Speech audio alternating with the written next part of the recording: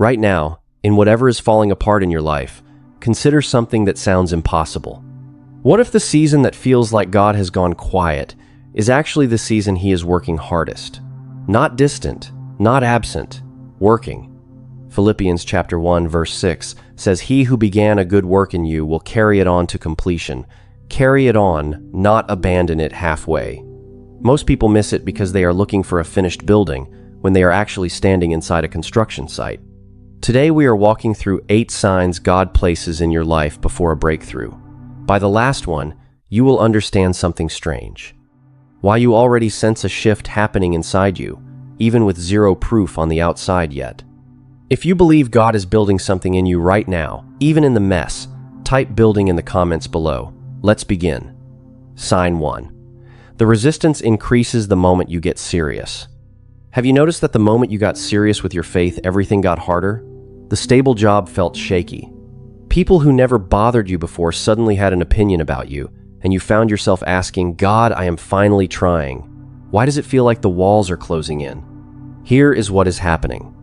The enemy does not spend ammunition on someone going nowhere. Opposition shows up for people moving towards something, not people standing still. In the book of Judges, Israel spent 20 years under a harsh king before deliverance came through a woman named Deborah. Judges chapter 4. That hardship was never a sign God had forgotten His people. It was the backdrop the deliverance was written against. This week, name the one thing pressing hardest against you right now, and thank God for it before you ever see it change. Sign 2. The exhaustion might be holy, or it might be a signal to get help. You started praying more, drawing closer to God, and instead of feeling lighter, you feel completely drained, tired. In a way sleep does not fix. Sometimes that tiredness is the natural weight of growth. Sometimes it is your body asking to be taken seriously, and both can be true. After Elijah won the greatest victory of his life, he collapsed and asked God to let him die. 1 Kings chapter 19. God did not lecture him. He sent an angel to feed him and let him rest, twice, before speaking, in a whisper, not a storm. Roughly 1 in 10 American adults walk through a depressive season each year. Not all exhaustion is proximity to breakthrough. Some is worth telling a doctor, a counselor, or a pastor. Faith and asking for help are not opposites. This week, rest before you push again. If the heaviness has lasted more than a season, say something to someone. Sign 3. The people who step back are not punishing you. Right before a major shift, some relationships quietly thin out. People you expected to stay close suddenly do not, and you are left wondering what you did wrong. But what if you did nothing wrong? When Hagar was sent into the wilderness with nothing, she sat down and wept, certain she was alone. Genesis chapter 21. God heard her, opened her eyes, and showed her a well of water that had been there the whole time. She had already given God a name of her own, the God who sees me. Some people step back for a reason that has nothing to do with your worth. Their season with you is finished, and God is making room for you to be seen. This week, write down the name of someone who has drifted, bless them quietly, and let them go without needing an explanation. Quick thing before we keep going. If one of these already describes your life, drop a comment and tell me which one. The next sign changes how you read every one on this list. Sign 4. Your prayer is not lost. It is still being carried. There is a kind of silence that shows up before a breakthrough. You pray and it feels like the words hit the ceiling and fall back down. Hannah understood that silence better than almost anyone in Scripture. 1 Samuel chapter 1 says she prayed in bitterness of soul, year after year. So quietly a priest mistook her grief for drunkenness. She was not answered in days or weeks. She carried that prayer for years before holding her answer in her arms. If you have been praying about the same thing for years, and nothing seems to have moved, you are not being ignored. You are simply in Hannah's chapter, before her ending. This week, write down the date you first prayed this prayer. Do not erase it. Let it sit there, the way Hannah left hers before God, and kept coming back anyway. Here is the one thing I need you to hear, because it changes how you read everything else on this list. These signs were never meant to be a formula. a checklist where enough boxes equals a miracle.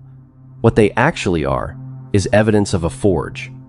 James chapter 1 says the testing of your faith produces perseverance, so that you may be complete, lacking nothing. Job understood that better than anyone. Job chapter 23. In the middle of losing everything, he said this, "He knows the way that I take. When he has tested me, I shall come forth as gold." Psychologists who study people after severe hardship call this post-traumatic growth, a documented shift in how people see themselves, others, and what matters. It does not erase the pain. It exists alongside it. Stop scanning your life for proof God is about to move. Ask instead what he is building in you right now, whether or not you see another sign. Sign 6. And back on the list now. Losing interest in your old life is not losing yourself. Suddenly, the things that used to hold your attention feel empty. Conversations that used to excite you now feel like noise, and you cannot explain why. In John chapter 4, the woman at the well left her water jar behind and ran to tell everyone what had happened to her. She never went back for it. She did not need it anymore. There is a real pattern behind that kind of shift. Researchers who study behavior change have found that major life transitions temporarily loosen the grip of old habits, opening a window for something new. Your old life is not being stolen from you. You are simply setting the water jar down, so your hands are free for what comes next. This week, name one water jar you have been carrying out of habit, and consider setting it down. Sign 7. Peace in the middle of the storm is not denial. The bills have not changed. The diagnosis has not changed. And yet a peace settles over you that makes no logical sense at all. When King Jehoshaphat faced an army too large to fight, he did not send soldiers to the front line first. 2 Chronicles chapter 20. He sent singers, worshiping before the battle had even begun, and as they sang, God moved on their behalf. That peace is not you ignoring your problems or skipping the doctor or the paperwork. Wisdom still calls, plans still get made, but underneath it, a peace can settle in that has nothing to do with your circumstances changing yet. This week, when you feel that strange calm, do not question it. Let it lead you to say one sentence of thanks before you know how the story ends. Sign 8, and the deepest one. You sense it before you see a single piece of proof.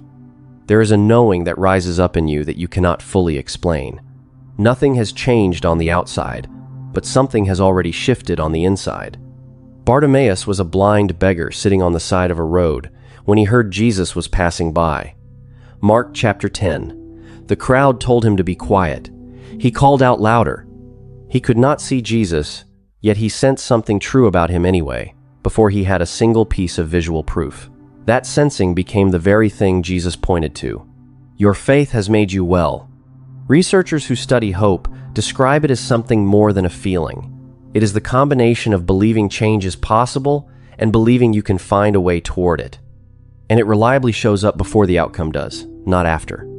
That feeling rising in you right now is not your imagination. This week, say it out loud to someone.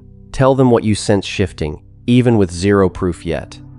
Increasing resistance, holy exhaustion, people stepping back, unanswered prayer. The forge underneath it all, losing interest, unexplainable peace, a knowing arriving before the proof does. None of these were ever a formula. They are evidence that something is being built, and construction always looks messy before it looks like anything. Not because you failed, not because God forgot you, because you are being formed. One honest word before we close. Not every hard season is a spiritual test to push through alone. Some need scripture and prayer. Some need a doctor, a counselor, a trusted friend, or the 988 crisis line. Reaching for help is not a failure of faith. That construction site you are standing in, it is closer to finish than you think. If this spoke to you, say it with me in the comments. Lord, shape me while I wait. If you know someone in the middle of their forge, send them this today. And subscribe to Bible Refuge so we can keep walking through this together.